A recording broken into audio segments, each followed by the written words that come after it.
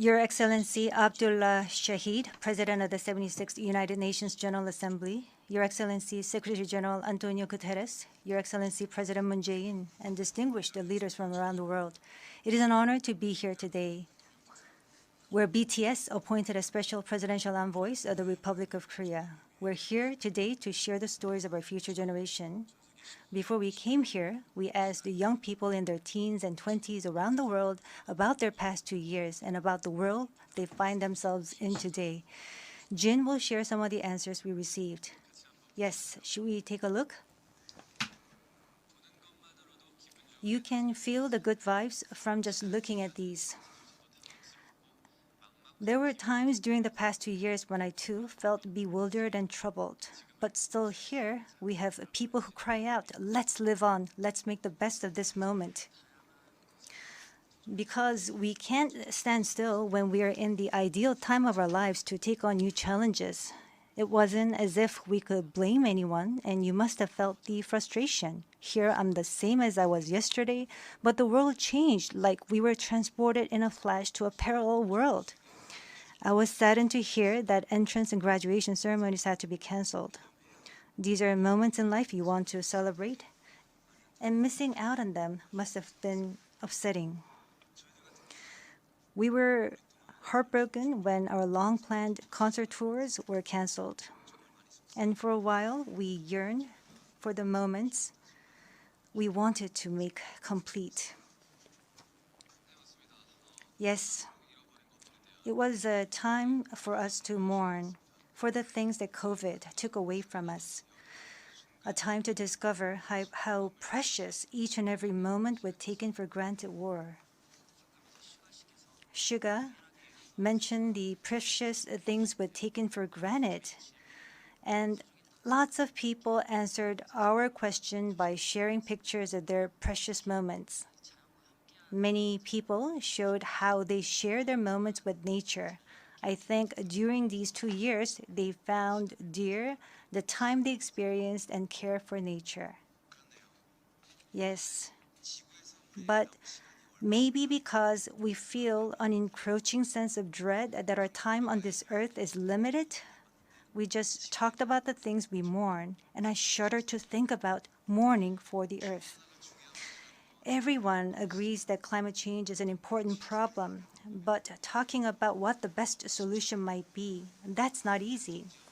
It's a topic that's tough to make conclusions about. Yes, it is a tough discussion, but I learned while preparing for today that there are many young people who have an interest in environmental issues and choose it as their field of study. The future is unexplored territory, and that's where we, more than anyone, will spend our time. So these young people were searching for the answers to the question of how we must live that future. So I hope we don't just consider the future as grim darkness. We have people who are concerned for the world and searching for the answers. There are still many pages left in the story about us, and I thought we shouldn't talk like the ending's already been written. Of course, sometimes the world seems stuck in place, even if you're ready to go. Sometimes it feels like you've lost your way. There was a time when we felt the same way. I've heard that people in their teens and 20s today are being referred to as COVID's lost generation, that they've lost their way at a time when they need the most diverse opportunities and must try new things. But I think it's a stretch to say they're lost just because the paths they tread can't be seen by grown-up eyes. Yes, take a look at these pictures. Here we have many who are trying hard to continue their friendships online in new ways, start learning new things, live healthier lives. I'm sorry, excuse me. 네, 새롭게 공부를 시작하고 더 Yes, these kids are trying to learn new things and trying to figure new things out. They don't look lost. They look like they are finding new courage and taking on new challenges. I think that's why instead of the lost generation, a more appropriate name would be the welcome generation. Because instead of fearing change, this generation says welcome and keeps forging ahead. That's right. If we believe in possibilities and hope, even when the unexpected happens, we will not lose our way but discover new ones. There will be choices we make that may not be perfect, but that does not mean there will be nothing we can do. That's what I think. What is important are the choices we make when we're faced with change, right? Some of you heard the news that we're coming to the UN, and a lot of you were wondering whether we have been vaccinated.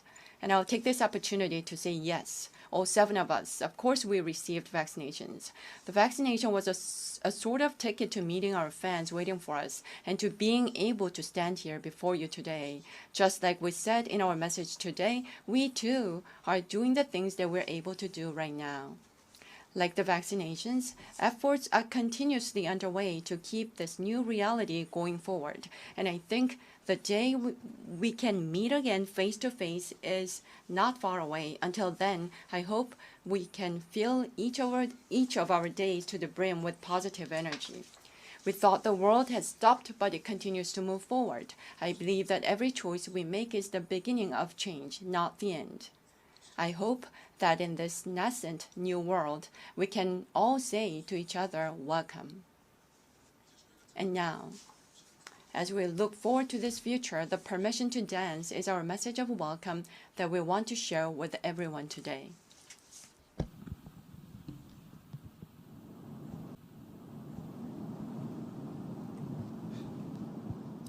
It's not that opinion when your heart's just like a drum, beating louder with no way to guard it.